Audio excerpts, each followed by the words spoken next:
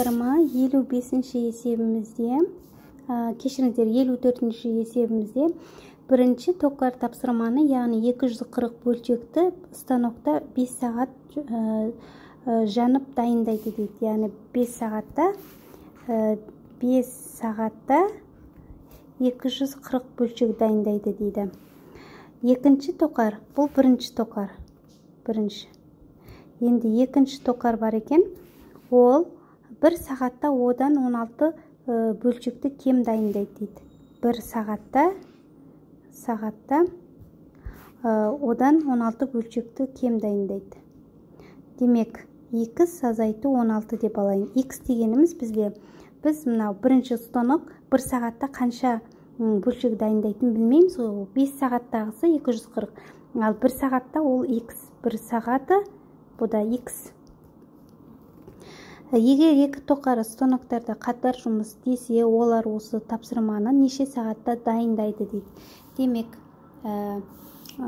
240-ты 5-ке бөлсем, 240 бөлшекті мен 5 сағатқа бөлейін. Сонда мен 1 сағатта қанша дайындайтын тауып алам. 240-ты 5-ке бөлетін болсақ, 48 болады. 48. Демек, бірінші станок 1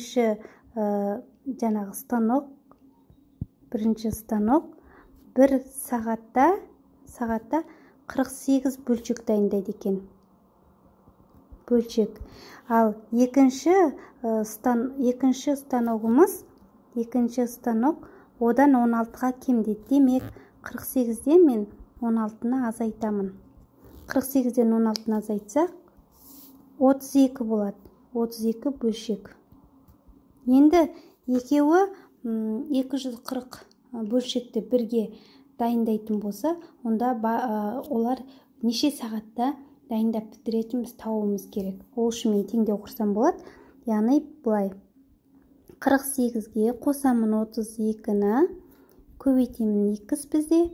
Неше сағат? X деген ол сағат белгісіз 240 дейін. 48-ге 32-ні қосатын болсақ, 80 болады. 80 x тең болады 240. X-ті тау үшін 240-ты мен бөліп беремін 80-ге.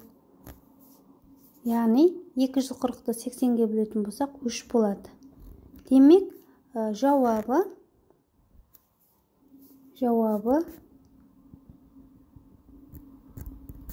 3 сағат. Яғни екеуі біргетін болса, бірінші станок пен екінші станок бірге жұмыс жасаса, 3 сағатта екеуі 240 бөлшекті дайындайтын болады.